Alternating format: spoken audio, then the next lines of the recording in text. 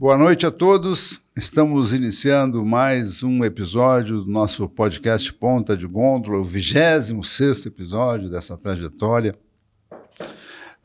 iniciada esse ano e que sempre busca trazer não apenas histórias, propriamente dita, contar histórias do setor de varejo, mas também trazer exemplos de empreendedorismo.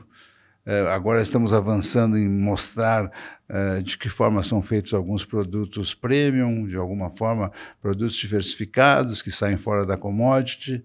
E é um mundo do varejo, né? Um mundo fantástico, maravilhoso, em que permite que a gente possa entrevistar o supermercadista, o varejista, o mercadista, o fornecedor, o macro fornecedor, o grande fornecedor, o pequeno fornecedor, o empreendedor idealizador, o consumidor, o pessoal do jurídico, o pessoal do marketing. É um mundo fantástico que envolve a nossa vida cotidiana de todos os dias, né?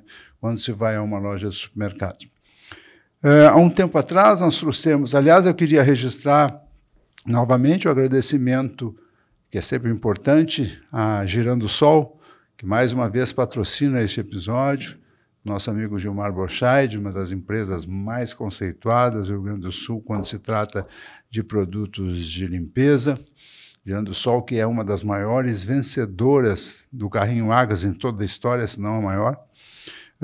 E pedir a vocês que se inscrevam no canal, deem um like, essas coisas que a gente vai aprendendo aos poucos. Curtam o episódio, compartilhem, comentem, porque isso vai alavancando, vai consolidando essa trajetória. Nós que viemos do impresso a vida inteira, né? De repente estamos avançando, caminhando, tateando esse mundo fantástico da internet e estamos muito felizes com a receptividade que o Ponta de Gôndola tem entendo. Há umas 2 ou 3 semanas atrás, 2, 3 episódios atrás, nós tivemos a oportunidade de trazer o André Guelzer, que é um dos proprietários da Estância das Oliveiras, que, aliás, agora teve seus azeites de oliva premiados mundialmente, um dos 3 melhores azeites. E o André nos contou todo esse universo maravilhoso do mundo do azeite de oliva. E hoje a gente volta aqui para avançar num outro mundo fantástico, que é o mundo do chocolate, dos chocolates da nossa infância, dos chocolates de toda a vida, desse produto tão essencial na nossa vida, tão importante e gostoso.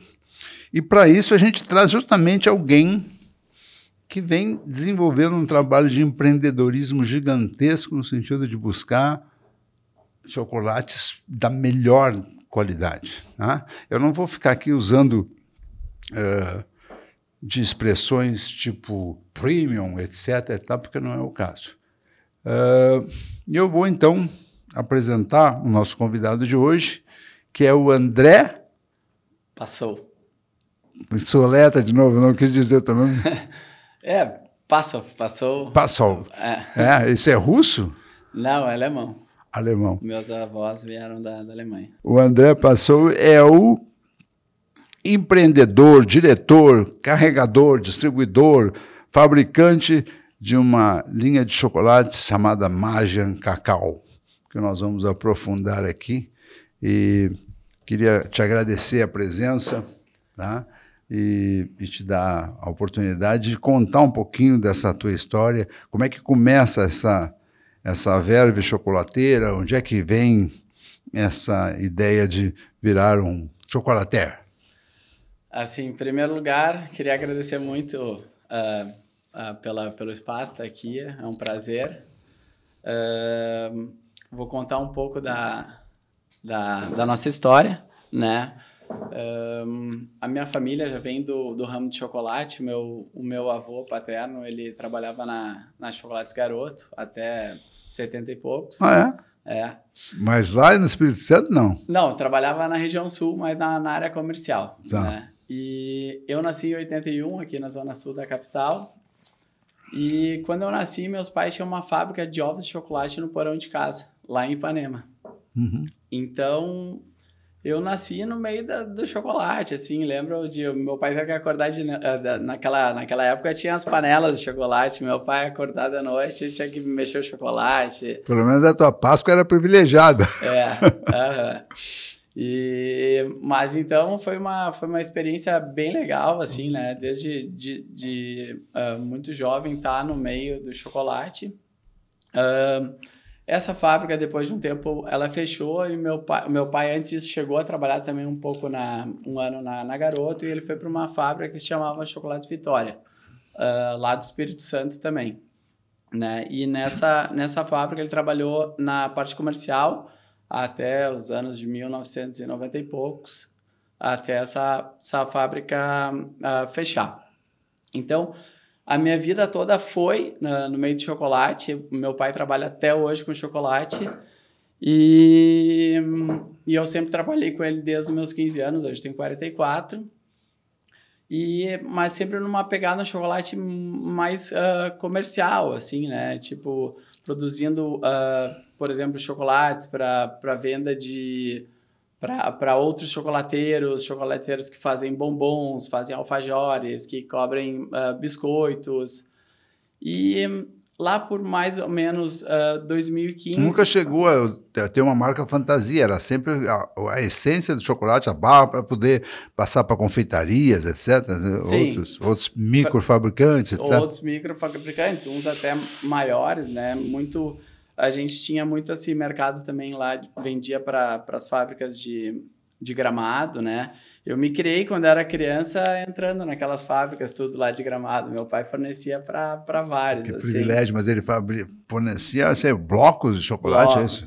Blocos, sacos de 25 quilos. Chocolate de 25 quilos? Para a sua infância foi privilegiada. Foi. Não, é muito legal. E eu sempre tive uma ligação... Isso já derruba um mito de que chocolate engorda, né? Porque tu não engordou, não, né? Mas eu faço bastante esporte, né? Envelhece bastante. Mas assim, ó... toda essa história aí... eu sempre tive uma ligação bem forte com a Bahia. Com meus pais, eu lembro de... Quando eu tinha, sei lá, 3 anos de idade, a gente ia para a Bahia de Fiat 147. É mesmo? Demorava 38 dias para chegar. Acho que uns 4 ou 5, mas a gente ia parando, né? E aí, nessa história de sempre a Bahia, sempre vendo aquela história do cacau, as fazendas e tal, lá por 2015, eu estava numa feira em São Paulo, eu vi um fabricante de máquinas, máquina para torrar cacau, máquina para fazer todo o processo de chocolate, desde a amêndoa de cacau. Porque, para vocês entenderem hoje, na verdade, a maioria das fábricas de chocolate, elas ou compram o chocolate pronto e derretem, ou elas compram a pasta de cacau, o pó de cacau, manteiga de cacau, tudo já beneficiado, e a partir daí elas fazem chocolate. Por exemplo, Nestlé, Garoto, Copenhagen, todas as grandes fábricas, elas compram um insumo que, vamos dizer, um pó, uma coisa assim. Uma pasta de 3 grandes moageiras de cacau que controlam praticamente 90% do cacau no mundo. Ah, é? Não, isso é muito louco, porque tu pensar que quase todo o cacau do mundo passa na mão de 3 empresas. É mesmo, cara. Não dá.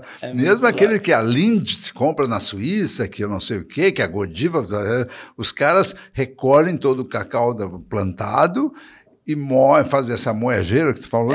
Tipo, tem... Beneficiam, entre aspas, é tipo farinha de moinho de trigo. Né? Tem assim, tem 3 moageiras, né? Uma é a Cargill, que é americana, a Barrica Lipoa, que é europeia, e a Ofayulan, que é asiática. Eles controlam 90% do cacau do mundo, passa na mão deles, né? Eles compram, eles torram, eles descascam, eles fazem a moagem e vendem a pasta de cacau, o pó de cacau, a manteiga de cacau para todas essas grandes indústrias. E pouquíssimas fábricas realmente fazem todo esse trabalho, né? O Ricardo von Tobel, da Neugebauer, num episódio anterior, dizendo até foi o nosso primeiro episódio. Eu assisti. Ele dizendo que é um negócio maluco, né? Porque o preço do cacau subiu recentemente, porque aí está dominado por um grupo, a tal de vassoura de bruxa, não sei o quê, a tal de quebra de safra, e aí aumenta o preço, né? A vassoura de bruxa é lá dos anos 90, final dos anos 80. Não tem mais. Não, hoje existe, mas os agricultores, né, eles aprenderam a conviver com ela, né? Mas foi muito triste aqui no Brasil, assim, o Brasil tinha Foi, para quem não acompanha, a vassoura de bruxa é uma praga que assolou as plantações de cacau no Brasil na década de 70, talvez? Não, de 1990 começou, né? E aí dizimou, meu. O Brasil era A gente, por exemplo, o Brasil, sei lá, produzia 500 mil toneladas de amêndoas de cacau e foi caiu, sei lá, 30 mil, né?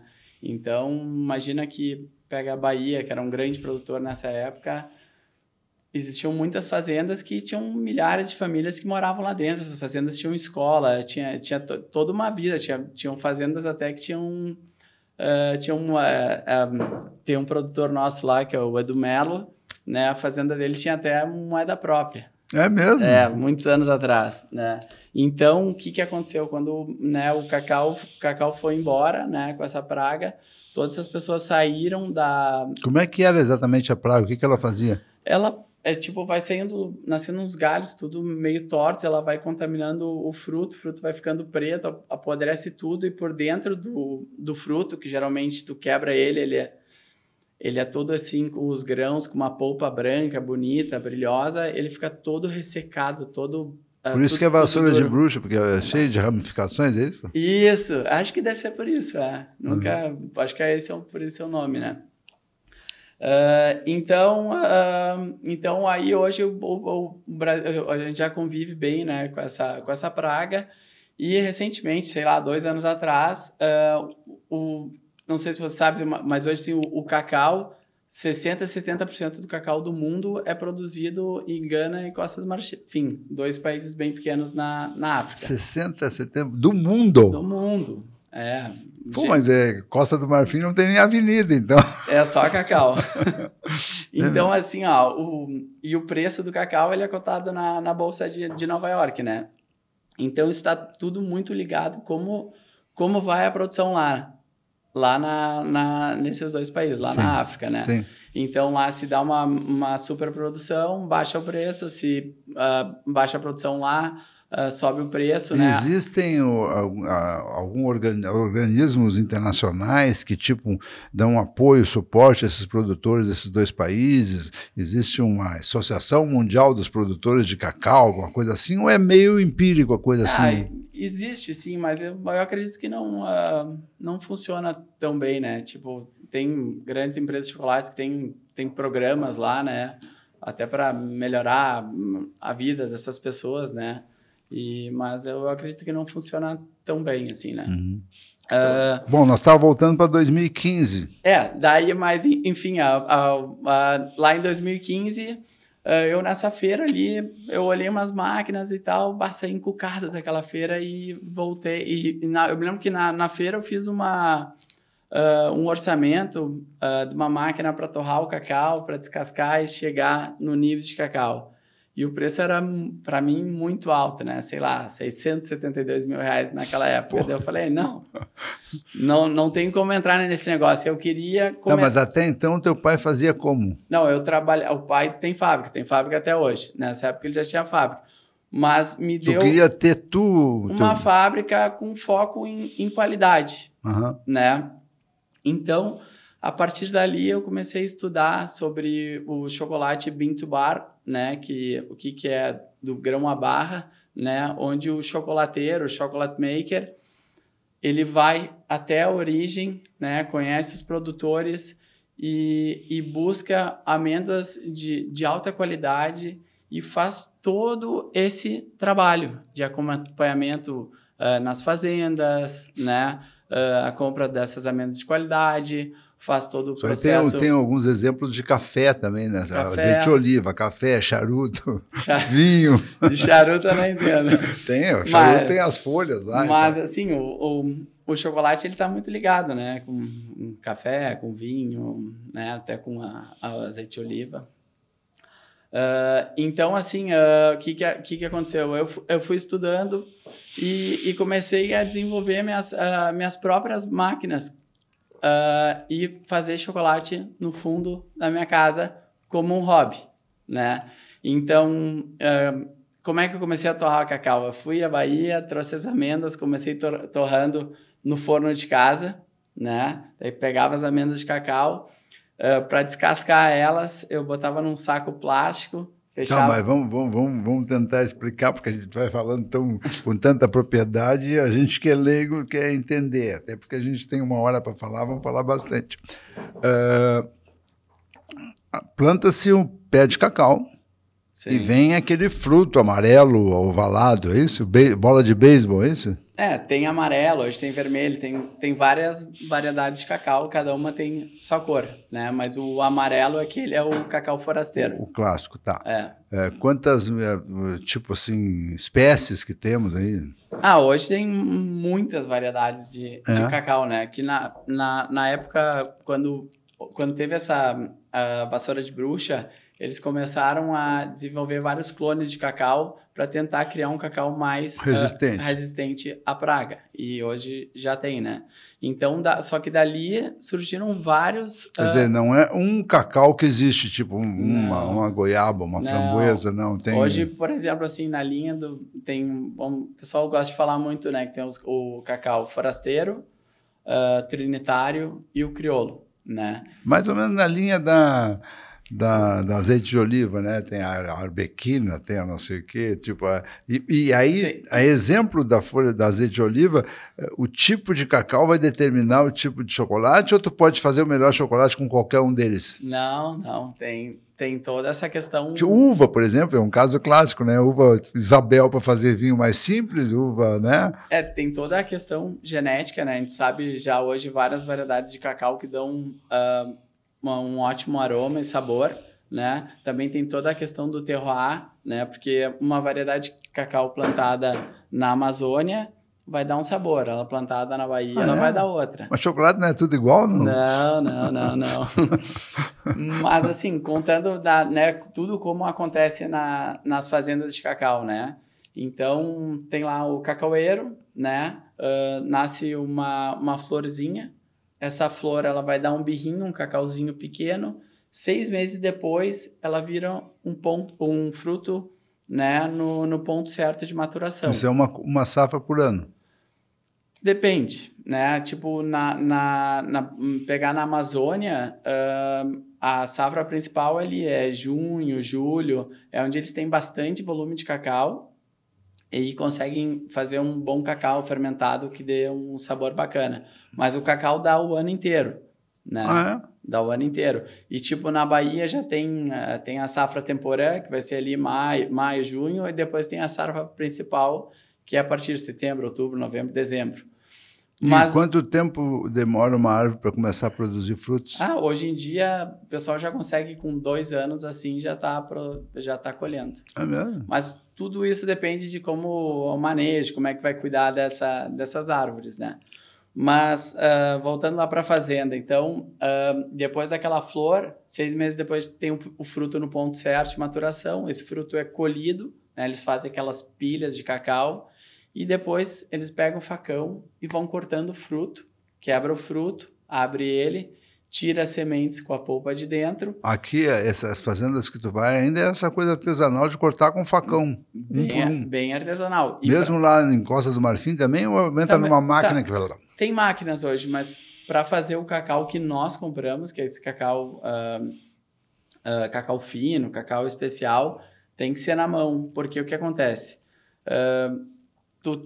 Quando tu olha um fruto lá, para ele dar uma boa fermentação, que é onde vai desenvolver os principais precursores de aroma e sabor do cacau, ele tem que estar no ponto certo de maturação, né? Então, quando ele olha o fruto, ele acha que está no ponto. Quando ele quebra, né, quem está fazendo esse trabalho lá, ele tem que olhar as amêndoas e ela tem que estar um brilhoso, meio translúcido. Se ela tiver toda branca, ela ainda está verde. Daí já separa e bota para o cacau convencional. Cacau commodity vai para as grandes moageiras.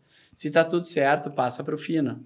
É a seleção. Nós vamos começar a incorporar aqui no podcast vídeos para mostrar, porque a gente fica bem. Quer dizer que tem, então, uma pré-seleção de o cacau mais bonito, melhor, mas que aparentemente pode ser mais elegante, digamos assim, ele é selecionado para ir para um nicho de mercado. E o cacau bastantão, aquele que vai para o outro lado para fazer uma grande pasta para virar um chocolate razoavelmente bom, na medida do possível.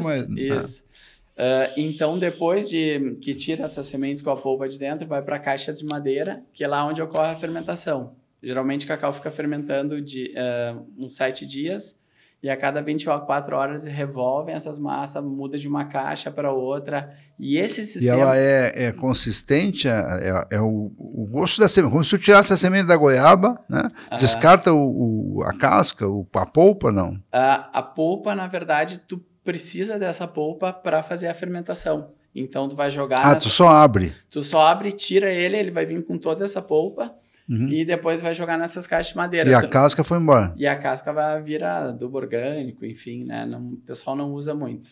E simplesmente deposita em caixa para fermentação, é isso? Isso. Alguns produtores botam folha de bananeira para ajudar na fermentação, né? E o cacau, logo que vai para essas caixas, ele vai escorrendo esse néctar, essa polpa, escolhe um líquido que o pessoal apelidou de mel do cacau. É uma das melhores bebidas... É mesmo? Que eu já bebi na vida. Que legal. E tem alguns produtores que eles coletam... Mas não tem comercialização isso, né? É difícil. Mas eu sempre trago umas garrafas congeladas, deixo lá na nossa geladeira. Às vezes, quando tem visita à fábrica lá, a gente serve um pouquinho para o pessoal. O pessoal enlouquece. Que legal. E aí tu tem um monte de polpa, um monte de semente? Um monte de semente, né? E vocês chamam de... Não é semente, chama de...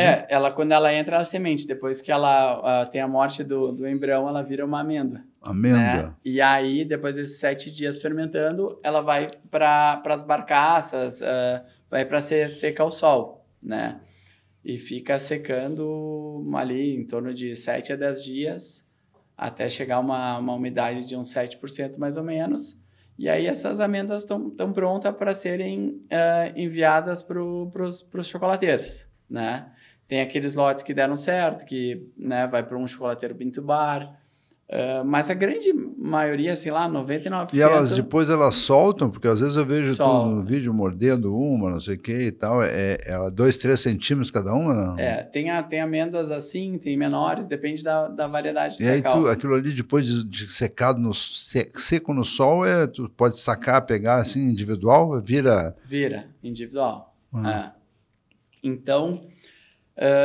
aí os produtores têm essas amêndoas prontas nas fazendas, né?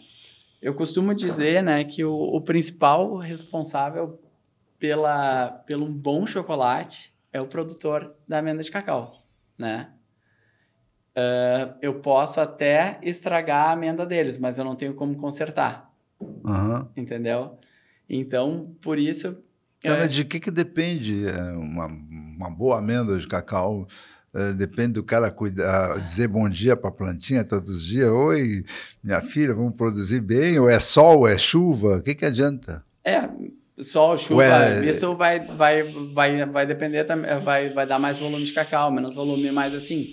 Ele tem que colher no ponto certo, tem que fazer essa fermentação, tem que dar certo, e tem toda aquela questão da genética, né? A variedade do cacau, né? Onde ela foi plantada, né? Então, eu comecei a fazer esse chocolate Bean to Bar, comecei essa história lá por 2015, já são uns 10 anos de experiência.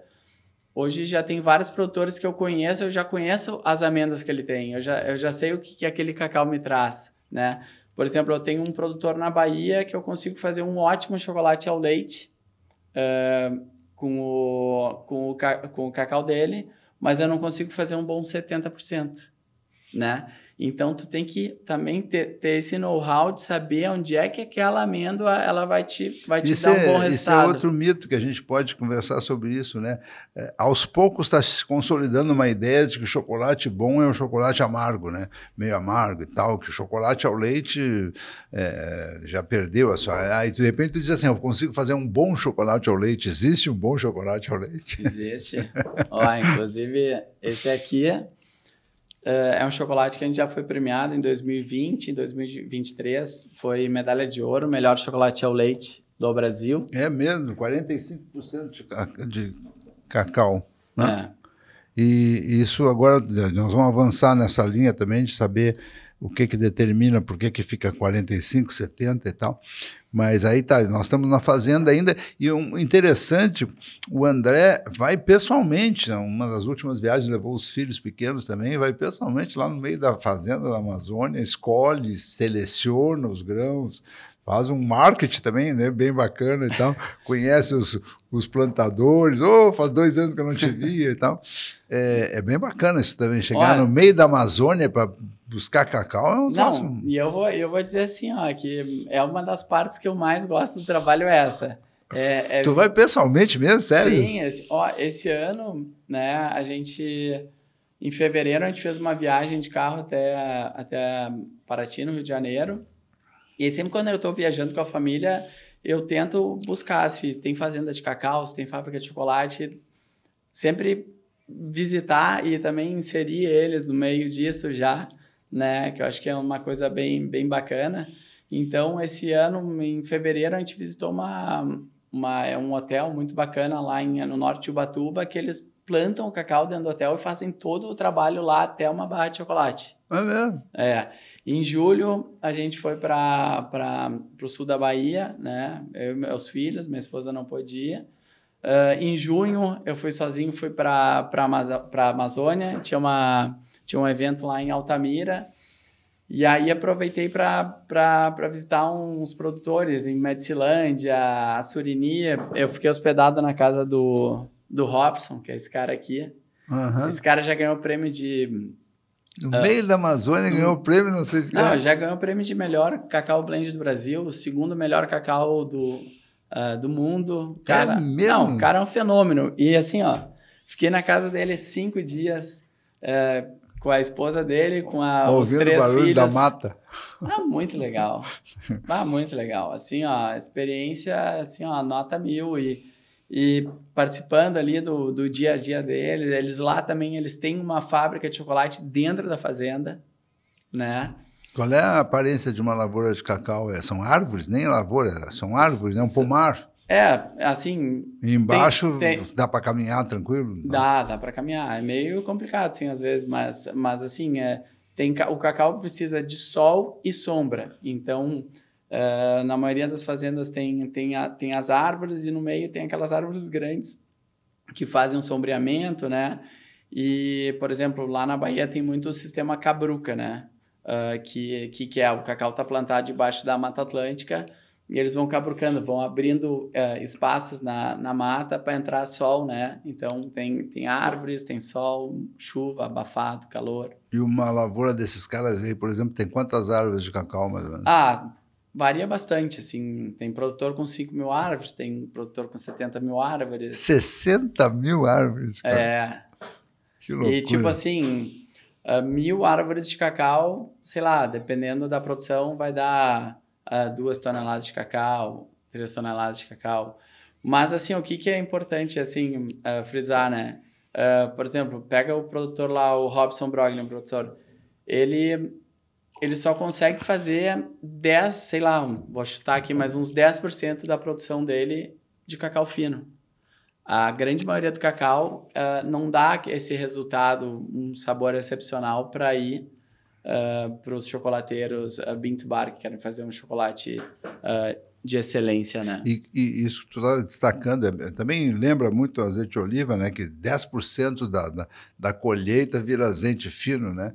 Mas continua sendo a sensibilidade do cara para saber se está maturado, se está na hora de cortar, de abrir e tal, é isso?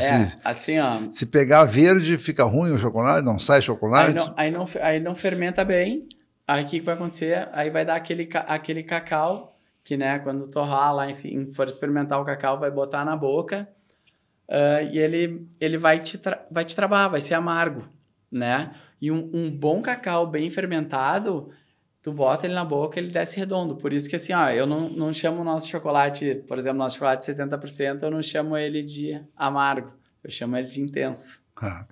Nós estamos ouvindo aqui nesse 26º episódio do Ponta de Gondra, dessa vez novamente com o patrocínio da Girando Sol. O tempo nos mostra que a felicidade está nas coisas simples, momentos compartilhados, sorrisos trocados e a companhia de quem amamos. E para que seus momentos sejam ainda melhores, inovamos constantemente, sempre com compromisso com a tecnologia, cuidado e segurança para facilitarmos o seu dia a dia. Investimos para trazer o futuro agora. Nossa responsabilidade vai além do presente, com ações que impactam positivamente o meio ambiente e as pessoas. Construindo um amanhã mais sustentável, oferecemos soluções ágeis e de qualidade, entregando um futuro cada vez mais próximo. Nesses momentos e em todos os outros, sinta o prazer em estar. Girando Sol, cuidamos de cada cantinho da... Nós estamos ouvindo o André Passol, que é o idealizador, o diretor, o produtor da linha de chocolates Magian Cacau, cuja fábrica funciona aqui na Zona Sul de Porto Alegre, lá na Zona Sul propriamente dita, perto da Sava Clube, ali, naquela região. Gostaria de reiterar que vocês deem o like, procurem se inscrever no canal, curtam e vamos dar sequência então à nossa entrevista. Então, nós temos lá o fruto colhido dentro de qualidade e aí o que acontece daí para frente? Aí assim, ó, nós recebemos as amêndoas de cacau, né? Eu adoro quando recebo elas, abrir as sacas, cheirar, né? A gente faz uma prova de corte para ver, porque o cacau, quando ele é cru lá na fazenda, geralmente ele é roxo. Depois da fermentação, o indicativo que ele fermentou bem e está com bom sabor, é quando ele fica todo, cortou a amêndoa, ele fica toda compartimentada, cheio de galerias assim, e ele muda a cor para um marrom. Se ele não mudou para a cor para o marrom, continua meio roxo, violeta, e não abriu essas galerias, é um cacau que não fermentou bem, e ele possivelmente vai dar um cacau adstringente que não vai descer redondo. Mas geralmente é assim, ó... Mas tu comeu uma amêndoa de cacau, não lembra nem um pouquinho de chocolate, não tem nada a ver. Lembra, sendo um bom cacau, lembra. É. E aí, a partir daí, tá, a gente vai pegar esse cacau e vai fazer a torra. Como eu disse antes que, né, o principal responsável pelo um bom chocolate é o produtor, eu acho que a segunda parte mais importante é a torra do cacau, né? Porque é ali que a gente vai desenvolver todos os aromas, vai aperfeiçoar, né, toda aquela qualidade daquela amêndoa. E às vezes, assim, passar 1 minuto da torra, uma temperatura um pouco mais alta, tu já paga uma nota mais floral, vai ficando aquele gosto mais torrado. Então tem que ter todo um jeito, e cada amêndoa de uma forma. Tem amêndoas que tem que torrar menos, amêndoa que tem que torrar mais, né? Fornos, né? São fornos. Hoje a gente tem um torrador, tipo um torrador de café, né? Então a gente acende fogo ali, fica o tambor girando, larga o cacau, ele torra, depois cai num resfriador, te resfria o cacau, e aí a gente tem aquela amêndoa ali, já tá crocante, e a gente passa numa máquina, né, que ela vai quebrar essas amêndoas, ela vai soprar um ar, e a casca do cacau ela é mais leve, ela vai voar, e a gente vai ficar só com a parte interna da amêndoa, que é chamado de nibs de cacau. Como é o nome? Nibs de cacau. Nib? É uma polpa? Não, é tipo pedaços do grão fragmentado, assim, tá, né? E uma coisa interessante, assim, né, que eu falei que no início eu torrava no forno de casa, sim, daí quebrava com um rolo de pizza, e depois eu fazia essa separação da casca, que hoje tem uma máquina, eu pegava e chacoalhava e passava o secador de cabelo da minha esposa e as cascas voaram. Foi assim que eu comecei. Eu sempre fico pensando Quem é que foi que inventou isso de pegar um Inca lá, um maia da vida, que pegou um fruto do cacau e fez todo esse processo até virar uma barra de chocolate, né? Uma coisa maluca, né? Tá, e aí, depois que a gente tem esses pedaços fragmentados do cacau, a gente leva para uma sala que tem os moinhos de pedra, né? O que é um moinho de pedra? Para o pessoal entender. É tipo uma panela que fica girando, o fundo é de pedra e tem 2 rodas de pedra que ficam passando por cima do cacau e vai esmagando ele. E esses pedaços de cacau, eles vão virar uma pasta de cacau.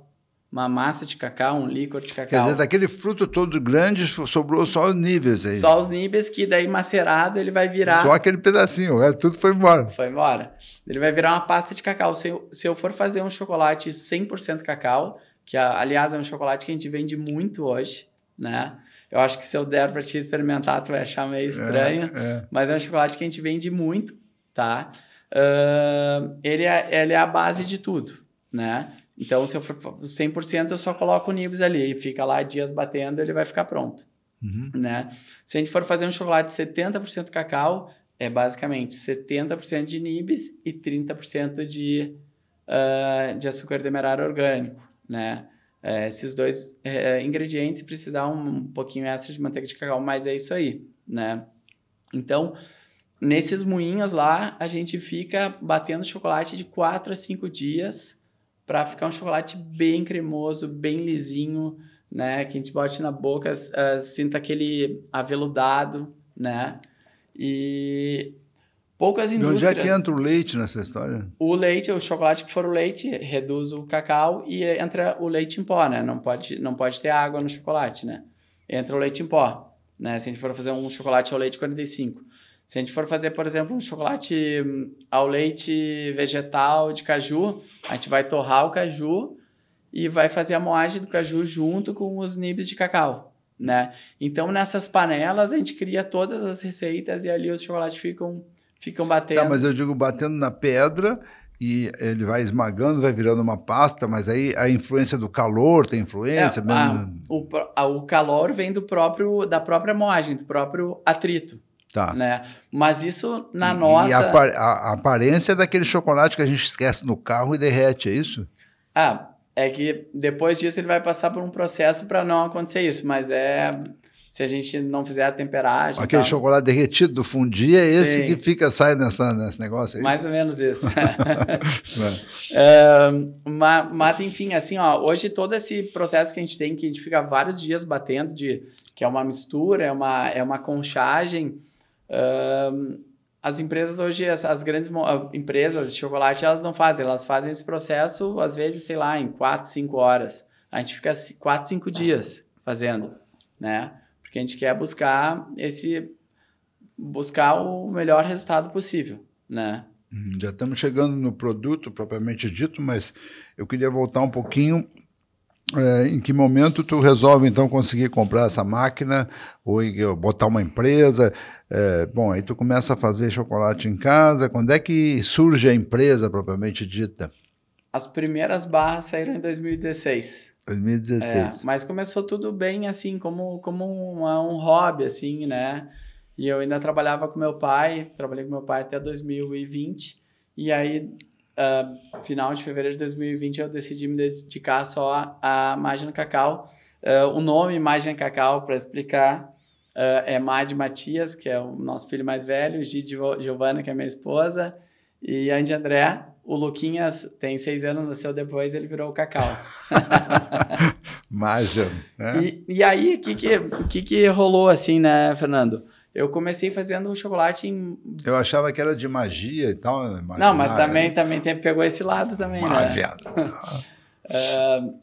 O que aconteceu? Daí eu comecei a fazer o chocolate, comecei a apresentar para amigos, né? Alguns chefes de cozinha começaram a usar, comecei a vender em alguns empórios. E aí, quando eu vi, assim, eu comecei a gostar muito daquilo, porque, por exemplo, um chefe de cozinha que quer usar um chocolate de qualidade, ele quer fazer uma sobremesa muito boa, né? O empório que quer vender o teu chocolate, que já é um chocolate que tem um custo muito mais alto, ele realmente quer entregar algo muito bom para os clientes deles. Não, eu tive essa experiência cada vez que eu, aliás, tive várias vezes a partir do momento que eu conheci o André. É impressionante, realmente é completamente diferente do que tu imagina ser um chocolate. Então, aí quando eu entrei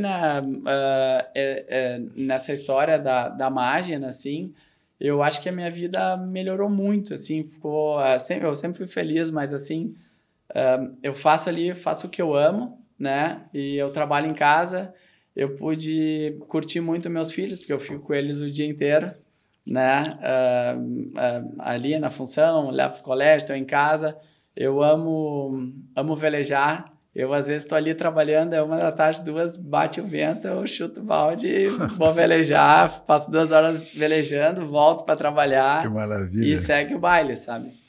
Onde é que fica exatamente a fábrica, a loja? É ali na Avenida Guaíba, 4516, Vila Assunção. A Vila Assunção. Então, ele, além da fábrica, colocou uma loja que é uma perdição, né? Chegar lá... Já foi lá, Fernando? Não, só vi vídeo, né? tem que ir lá. Eu sou da zona, eu moro mais aqui na Bela Vista, mas vou lá, vou passar lá. Então, hoje a loja é na Avenida Guaíba, onde era a garagem da minha esposa, daí tem a nossa casa e a fábrica... Perto, na frente de Veleiros, por ali? É, uns 2 quilômetros depois de Veleiros. Aham. Que é meu clube. Sei. Eu vou dar um abraço para o Augusto Strepp, o nosso, nosso Comodoro. Sim. Mas assim, então nós estamos voltando. Aí tu resolve começa a partir de 2020 realmente encarar de frente, né? E aí como é que se dá esse processo de escolha, por exemplo, dos produtos que tu vai fazer? Porque até então tu fazia né? Vou fazer um tipo. No início não tinham tantos tipos, né? E hoje, quantos tipos tu tem mais? Hoje tem mais de 40 barras de chocolate. Mais de 40 variedades. E vamos lá, tentar explicar. Tem o chocolate que eu estou vendo aqui de tangerina, tem um chocolate de erva mate. Bergamota, né? Bergamota, tá aqui, bergamota, tá certo.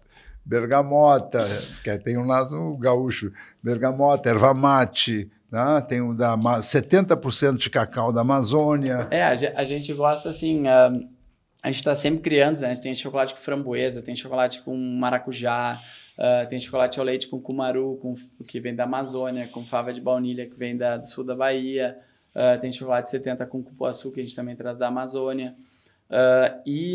Por exemplo, 70%, hoje a gente deve ter umas 6 barras de chocolate, que elas são feitas com a mesma receita, só que com variedades de cacau diferentes, produtores diferentes. Então, por exemplo, aqui são 3 barras de 70% e cada uma é de um produtor. Sim. Veja que interessante, ele identifica o produtor na embalagem, entende? Esse cacau, além de ser feito por mim, ele tem a chancela do produtor tal e tal e tal, né? E eu acho nada mais bacana que homenagear, né, quem está por trás, quem fez todo o trabalho difícil lá na roça de cacau. E aí, 40... Como é que começou isso de escolher diferentes? Vamos fazer isso, vou fazer aquilo? Tem pesquisa de mercado? É no chute? É no feeling? Como é que funciona? Mais no feeling, assim, bergamota, ia ter um roteiro da bergamota na Zona Sul, pedir, não, tem que fazer um chocolate de bergamota. Daí eu fiz o chocolate, achei que ia ficar ali 1 mês, 2, hoje é o mais vendido. Erva mate, um amigo meu fazia lá em Pelotas, aí a empresa de erva mate queria o chocolate, mas em quantidade, fala com o André lá, daí surgiu. E vários chocolates eu fui criando e achei que ia ficar um tempo e eles estão até hoje. Tá, e o blend, de onde é que vem o blend? Qual é a ideia? Qual é a proporção? Como é que tu escolhe? Isso. Fazer amargo com bergamota ou fazer ao leite com bergamota? Como é que se dá essa opção? Tu tem gente lá especialista hoje ou continua sendo tu ainda? Eu e toda a galera que trabalha comigo lá, desde o pessoal na produção, na loja, todo mundo participa, né? Todo mundo prova junto, né? Às vezes quando a gente cria um negócio, daí, eu gostei, mas não tanto. E aí... E a gente vai ajustando, né, as quantidades, né, o chocolate de erva, vai botar mais erva, vai botar menos erva, entendeu? Por exemplo... E aí tem um padrão, que estabelece um padrão e fica estabelecido, é isso? É mais ou menos isso. Tá, e para a primeira amostra, por exemplo, tu consegue fazer volume pequeno ou fazer um panelão todo? Assim, voltando para aquela história que eu comecei fazendo ali, todo aquele jeito artesanal, aí eu trouxe naquela época lá, 2015, 2016, não existia assim, era pouca gente que fazia, não tinha máquinas para produzir chocolate em pequeno volume. Aí eu, numa viagem no exterior, eu trouxe um moinho de pedra indiano, que dá para fazer 1 quilo, 2 quilos, 3 quilos de chocolate. E eu até hoje uso essa máquina. Que eu comecei, eu uso para fazer as experiências. As experiências, né? Então... E é bem isso, blend, tu bota um pouquinho, anota quanto botou, não ficou legal, aumenta um pouquinho, tira, volta atrás, zero o odômetro. É isso aí. Que maravilha. Então, eu adoro testar, por exemplo, cacau novo, receita nova, ou às vezes alguém vem com uma ideia, eu vou lá e boto em produção, vai ajustando. Essa parte de criar é muito bacana, assim, sabe? E aí, depois que ele está nesse estado, não digo como é que mole, como é que é o estado que é feito, é isso? Ele está líquido ali, né? O chocolate ficou lá 4, 5 dias batendo, a gente vira esse moinho de pedras, o chocolate cai num balde de inox, e a gente leva ele para uma máquina que se chama temperadeira, que é a máquina que vai dar o choque térmico no chocolate, vai baixar ele lá de, sei lá, 45 graus para 28. Aí o chocolate vai para uma outra máquina, que é a dosadora, vai dosar o chocolate nas formas, vai para uma mesa vibratória que vai ficar tremendo o chocolate. Ajeitar ele. O andar da carruagem ajeita as melancias. Sair as bolhas de ar. E tem que ser 28 graus, é isso? Depende do tipo do cacau. Por exemplo, assim, o cacau da Amazônia, a temperagem é diferente do cacau da Bahia, né? Então, cada lote a gente vai aperfeiçoando, assim, né? E vendo o que fica melhor. Aí depois dosou, espalhou, vai para a geladeira, cristaliza uns 15 minutos. Aí a gente passa numa embaladora Flowpack, né? Que passa aquele filme em volta do chocolate, bota os chocolates tudo numa caixa, leva para a loja, a gente faz a impressão dos rótulos ali mesmo na impressora, corta com estilete. Ah, não acredito. Sério. Coisa maravilhosa. E finaliza embalando a mão, passando cola, embalando a mão. Que coisa. Agora, eu queria, tu consegue recuperar ou reconstituir quantos passos são dados desde o momento que o cara puxou o cacau com a mão, né? Não deve ter máquina para colher cacau, né? Não, é tudo na tesoura, tipo um gancho, assim. Desde que ele colheu o cacau lá na Amazônia até a colagem aqui da embalagem, aqui vamos passar uma cola aqui e tal. Quantos passos nós tivemos aí? Pô, vários, né? Pô, mas tem que fazer isso, tem que fazer... Porque é que inventou esse negócio que tem que secar, tem que primeiro fermentar, depois tem que fazer isso, depois tem que fazer aquilo, depois tem que dar, depois... Né? Que maluquice, né? E aí... Não, é muito, muito louco. Mas deve ser muito gratificante ter chegado a esse resultado, né? E eu acho que, assim, é uma insistência, assim, a gente está sempre querendo melhorar, né? Eu costumo dizer assim, eu sou incansável, assim, quando estou em viagens, enfim, eu vejo um chocolate novo, ou fico sabendo que o chocolate é muito bom, eu compro, eu provo, eu boto do lado dos meus chocolates, e quando eu provo com um chocolate muito bom, daí eu falei, nossa, não, tem que fazer pelo menos igual, vou, assim, sabe?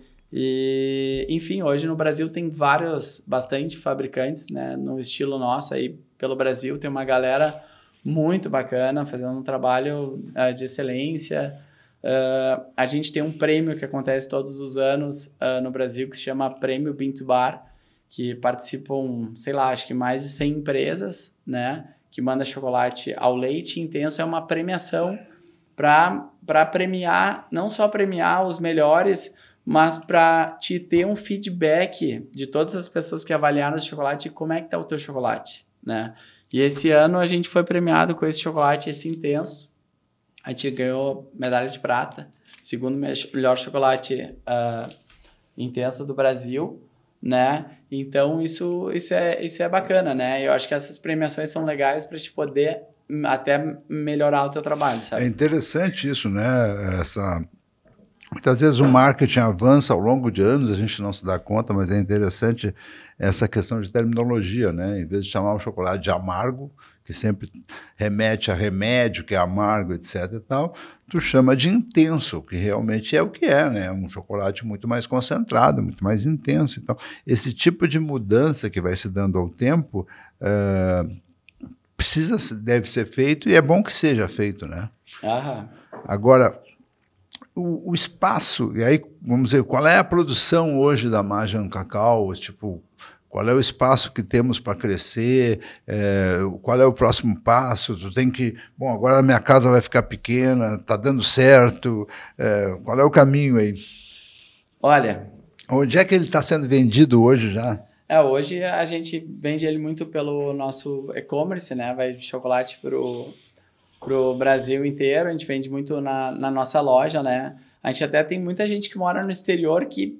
quando vem para o Brasil, volta de mala cheia para levar para o pessoal fora do Brasil, né? E a gente, por exemplo, Porto Alegre tem alguns chefes de cozinha, o Marcelo Chambach lá do Capincho, Bottega Maria, Le Cochon Volant, o chocolate quente lá da William Sons. Tem várias... A William Sons é um case também que nós vamos trazer aqui, né? Em vez de chocolate é café, mas é na mesma linha, né? Tem que trazer o Gustavo aí.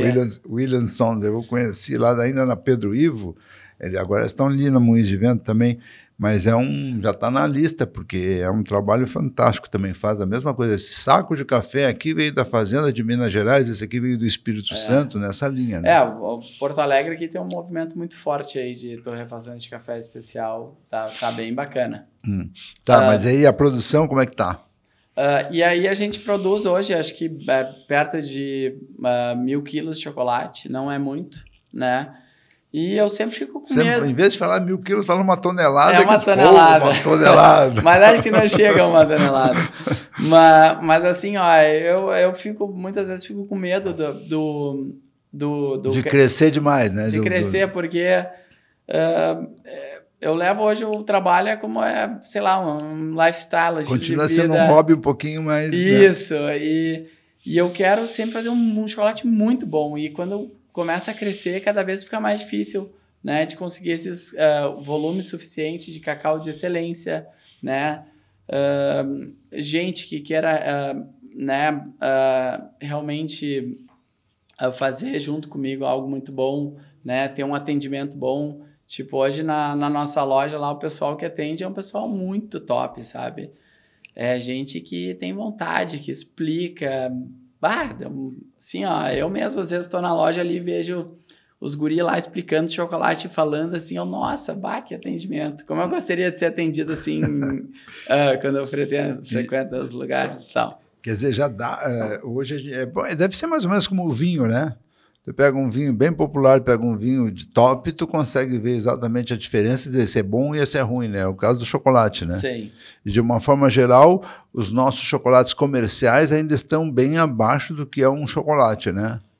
Sim. Eu acho que, assim, muitos chocolates comerciais, eles são muito bem feitos, né? São indústrias super preparadas, maquinários melhores, tudo. Só que... Pelo tamanho das empresas, eles não conseguem ter acesso a esse tipo de cacau, que é menos de 1% do cacau do mundo, esse cacau especial, entendeu? Entendi. Então, eles podem fazer um ótimo trabalho, mas chegar na excelência que é difícil, né? Eu vou poupar vocês, né? Eu poderia abrir aqui, comer e tal, mas vou poupar vocês desse desgosto de não poderem estar aqui, porque a televisão ainda, nem a internet, nem a inteligência artificial conseguiu ainda fazer com que as pessoas sintam aroma, gosto, sabor olhando. Mas então a ideia é continuar nessa batida de tentar descobrir coisas novas, tentar... a espécie de chocolatier boutique, né? Sem avançar muito por enquanto, sem ceder às tentações da grande, né?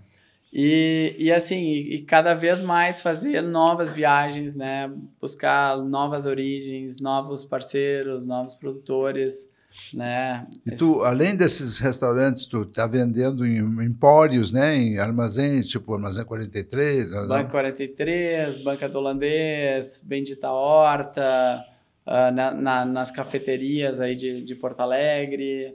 A ideia é ir pulverizando aos poucos, dentro de uma ideia, né? Isso. E lá na Bahia, por exemplo, a gente tem alguns clientes também, né? Meu próprio produtor lá, ele faz uma distribuição dos chocolates e tal. É bacana. E existe espaço, André, para subprodutos, né? Tipo chocolate em pó, para não sei o quê, o mesmo critério, já é outra forma de fabricação. Hoje, por exemplo, o chocolate em pó a gente não vende, mas a gente comercializa, por exemplo, o nibs de cacau, né? A casca, tem algumas cascas de cacau que elas vêm excepcionais, com baita aroma. A gente vende para o pessoal fazer chá de cacau em casa, que é muito bom. Chá de cacau?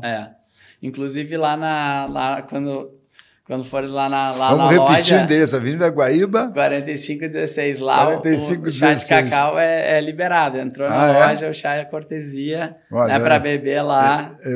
Nós estamos falando o tempo todo aqui da qualidade de chocolate. Agora tu fala do chá de cacau, tu fala do atendimento VIP, nós temos que ir lá agora, né? Sim. Vamos começar. E a gente... eventualmente a gente faz visitas guiadas à fábrica. Esse ano a gente ainda não vai mais ter, mas em 2026 a gente vai retomar. E daí é bem bacana, porque não só faz aquela experiência da loja ali, que dá para tomar o chá de cacau, experimentar vários chocolates, mas vai para a fábrica de chocolate, ver onde é torrado o cacau, ver o maquinário, ver os moinhos lá moendo o cacau.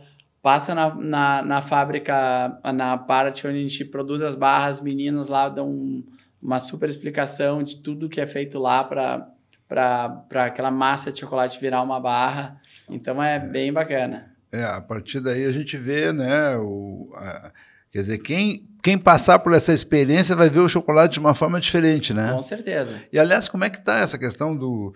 não tem impacto para ti nessa questão do cacau no mundo, o preço do cacau, aquela coisa assim, toda?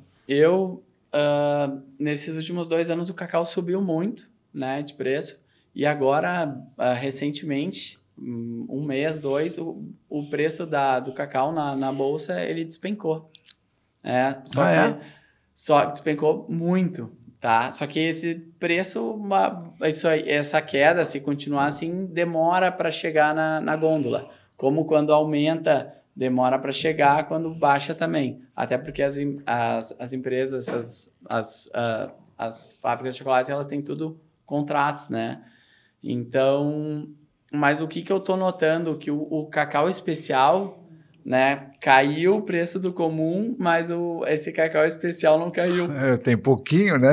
Tem pouca oferta, né? Então, o pessoal, pelo que eu tô vendo, assim, quase não baixou, despencou o commodity e o fino continua lá em cima. Vamos ver como é que vai ser pro próximo ano. Mas a gente trabalha muito estocado, né, com esses grãos de alta qualidade. E a gente comprou bastante cacau esse ano para manter por muito tempo. A gente comprou com o preço lá em cima, né? A saca de 50 quilos, aquelas coisas? Vem sacas de 30 quilos, normalmente. Né? Então, a gente tem cacau para bastante tempo, que a gente pagou com esse valor alto. E depois que sai de lá, não tem problema de enfrentar a estrada, navio, sei lá o quê, como é que vem, né? Caminhão... calor, frio, isso não interfere. Não, tem que armazenar bem os grãos quando chega aqui. A gente tem umas bombas que a gente bota, sela ali, fica...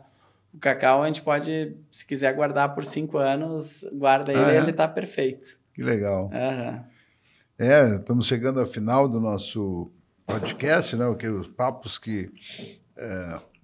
os assuntos bons passam muito rápido, mas é interessante a gente descobrir esse mundo fascinante do que é o chocolate, né? Quando a gente vê um chocolate pronto, uma barra, uma criança que desde pequeno, e a gente vê de que forma pode se chegar a um produto final com tanta qualidade. Antes de passar a palavra ao André para suas despedidas e para conversar um pouquinho mais ainda, temos mais uns 3, 4 minutos, queria voltar a agradecer a Girando o Sol pelo patrocínio do episódio. Reiterar que vocês curtam, deem um like, compartilhem, comentem, que é sempre bom, por conta de Gôndola, avançar cada vez mais nesse mundo de histórias que a gente está contando aqui. Então é isso, André, quer dizer que o caminho é cada vez qualificar mais, criar um nicho de mercado específico. Existem concorrentes, por exemplo, em Porto Alegre, no Rio Grande do Sul, que estão no mesmo nível, isso, e qual é o teu caminho a partir de agora? Eu diria que hoje, no Brasil, hoje tem, que nem nós, assim, deve ter, sei lá, 200, 300, 400 fabricantes. É mesmo? Já estamos nesse nível de produção? Bastante. E aqui no estado, nesse ramo Bean-to-Bar, tem hoje uma fábrica em Gramado, que se chama Miró, faz chocolate muito bom. Negro Doce em Caxias. Deixa eu ver mais algum. Tem em Nova Petrópolis, ali tem duas marcas. Então, veja que não é uma coisa assim tão simples, né? Embora tenha bastante gente, né? Então, nosso trabalho é esse, é sempre estar buscando qualidade, parceiros. Eu costumo dizer assim, né? Quando a gente vai atrás de amêndoas de cacau, eu não só quero ter uma boa amêndoa de cacau, né? Como eu gosto daquela pessoa ali que está me vendendo da amêndoa, que eu crio uma amizade. Isso aí é fundamental. E os nossos parceiros que revendem, enfim, ou que usam o nosso chocolate, que a gente consiga também se conectar com pessoas legais. Isso eu acho que é fundamental. Teus filhos têm que idade? Tem 6 e 11. 6 e 11. Já estão gostando do assunto? Olha, eles nasceram no meio da confusão do cacau, como tu, né? Eles estão ali vendo tudo todo dia ali em casa, aquela correria e tal. E tu chega a sonhar com cacau, com amêndoa. Eu até perguntei pro mais velho, né, pro Matias, ô Matias, o pai vai no podcast hoje, primeira vez que o pai vai no podcast, o que eu falo lá? Ele, pai, fala que aquele ovo Kids da Páscoa fui eu que inventei, que é um chocolate branco e preto. Que maravilha. Fala de mim lá, ele falou. Matias, um abraço aí, parabéns aí pela tua invenção, seguindo o caminho do pai. Mas muito obrigado, não sei se tu quer... Eu queria te agradecer aí, né, foi muito bacana estar aqui, né, contar um pouco a nossa história. E espero aí a galera que estiver assistindo que vá lá nos conhecer, vá lá na loja, visitar. Vocês vão ter uma experiência bem bacana, com certeza, como eu tive no momento que conheci, em Vila Oliva, lá no Anchieta, o André, e a gente, a partir daí, tem tido uma relação muito bacana. Obrigado a todos pela audiência, até o próximo episódio. Um abraço. Um abraço, galera.